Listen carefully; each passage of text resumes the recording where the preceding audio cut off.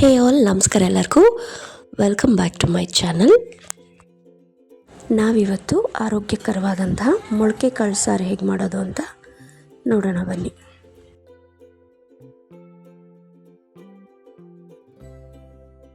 ಇದಕ್ಕೆ ಬೇಕಾಗಿರುವಂಥ ಪದಾರ್ಥಗಳು: 3 ಈರುಳ್ಳಿ, 2 ಗಡ್ಡೆ ಬೆಳ್ಳುಳ್ಳಿ, 1 ಇಂಚಷ್ಟು ಶುಂಠಿ, ಚಕ್ಕೆ, ಲವಂಗ, 3 ಟೊಮ್ಯಾಟೊ, ತೆಂಗಿನ ತುರಿ, ಆಲೂಗೆಡ್ಡೆ, ಬದನೆಕಾಯಿ, ಕೊತ್ತಂಬರಿ ಸೊಪ್ಪು, ಅಚ್ಚ ಖಾರದ ಪುಡಿ, ಧನಿಯಾ ಪುಡಿ, ಅರಿಶಿಣದ ಪುಡಿ, ಗಸಗಸೆ, ಎಣ್ಣೆ, ರುಚಿಗೆ ತಕ್ಕಷ್ಟು ಉಪ್ಪು. ಇವಾಗ ಹೇಗೆ ಮಾಡೋದು ಅಂತ ನೋಡೋಣ ಬನ್ನಿ.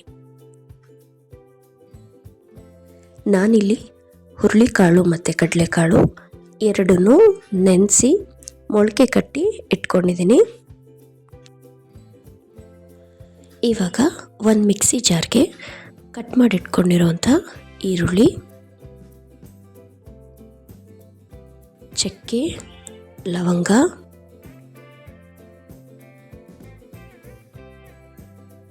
ಬೆಳ್ಳುಳ್ಳಿ,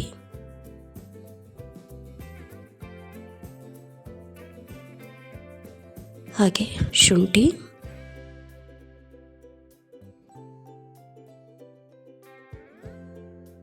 ಸ್ವಲ್ಪ ಕೊತ್ತಂಬರಿ ಸೊಪ್ಪು ಮತ್ತು ನೀರು ಹಾಕಿ ಇದನ್ನು ನುಣ್ಣಗೆ ರುಬ್ಕೋಬೇಕು.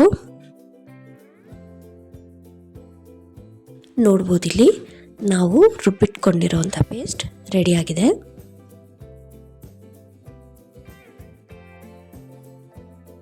ಮತ್ತು ಮಿಕ್ಸಿ ಜಾರ್ಗೆ ನಾವು ಕಟ್ ಮಾಡಿ ಇಟ್ಕೊಂಡಿರೋಂಥ 3 ಟೊಮ್ಯಾಟೊ ಹಾಕಿ ಇದನ್ನು ನುಣ್ಣಗೆ ರುಬ್ಬಿಟ್ಕೋಬೇಕು.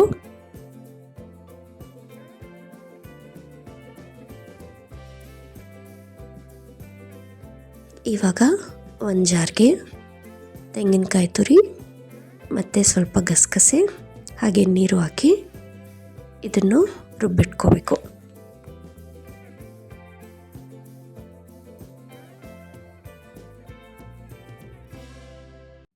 ನಮ್ಮ ತೆಂಗಿನಕಾಯಿ ಪೇಸ್ಟ್ ಕೂಡ ರೆಡಿಯಾಗಿದೆ.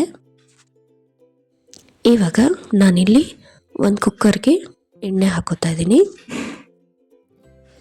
ಎಣ್ಣೆ ಕಾದ ತಕ್ಷಣ ಇದಕ್ಕೆ ಒಂದು ಅರ್ಧ ಈರುಳ್ಳಿ ಹಾಕ್ಕೊಂಡು ಫ್ರೈ ಮಾಡ್ಕೋಬೇಕು.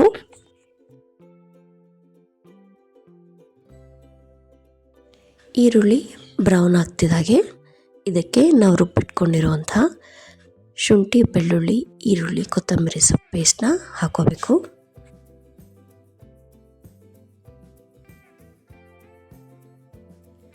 ಇದು ಹಸಿ ವಾಸನೆ ಹೋಗೋವರೆಗೂ ಚೆನ್ನಾಗಿ ಬಾಡಿಸ್ಕೋಬೇಕು.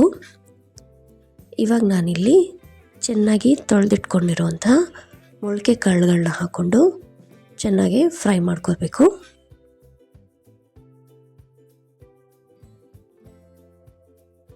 ಕಾಳು ಹಸಿ ವಾಸನೆ ಹೋಗೋವರೆಗೂ ಒಂದು 5 ನಿಮಿಷ ಇದನ್ನು ಚೆನ್ನಾಗಿ ಹುರ್ಕೋಬೇಕು. ಇವಾಗ ನಾನಿಲ್ಲಿ ಟೊಮೆಟೊ ಪೇಸ್ಟ್ನ ಆ್ಯಡ್ ಮಾಡ್ಕೋತಾ ಇದ್ದೀನಿ. ಟೊಮ್ಯಾಟೊ ಹಸಿ ವಾಸನೆ ಹೋಗೋವರೆಗೂ ಚೆನ್ನಾಗಿ ಬಾಡಿಸ್ಕೊಂಡು ಇದಕ್ಕೆ 1 ಚಿಟಿಕೆಯಷ್ಟು ಅರಿಶಿಣದ ಪುಡಿ ಹಾಕ್ಕೋಬೇಕು.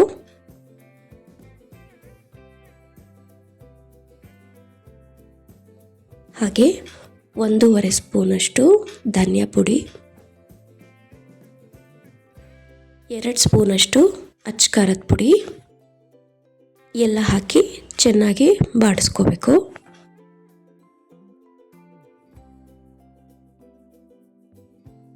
ಇವಾಗ ನಾನು ಇದಕ್ಕೆ ರುಚಿಗೆ ತಕ್ಕಷ್ಟು ಉಪ್ಪನ್ನ ಸೇರಿಸ್ಕೊತಾ ಇದ್ದೀನಿ.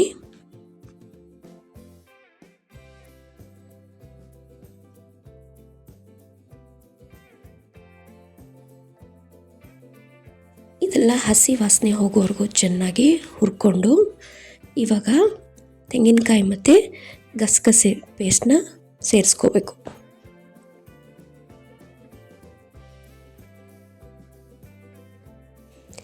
ಇದೆಲ್ಲ ಚೆನ್ನಾಗಿ ಕುದೀತಾ ಇದ್ದಂಗೆ ನಮಗೆ ಸಾಂಬಾರಿಗೆ ಎಷ್ಟು ಬೇಕೋ ಅಷ್ಟು ಕನ್ಸಿಸ್ಟೆನ್ಸಿ ನೋಡಿಕೊಂಡು ನೀರನ್ನ ಆ್ಯಡ್ ಮಾಡ್ಕೋಬೇಕು.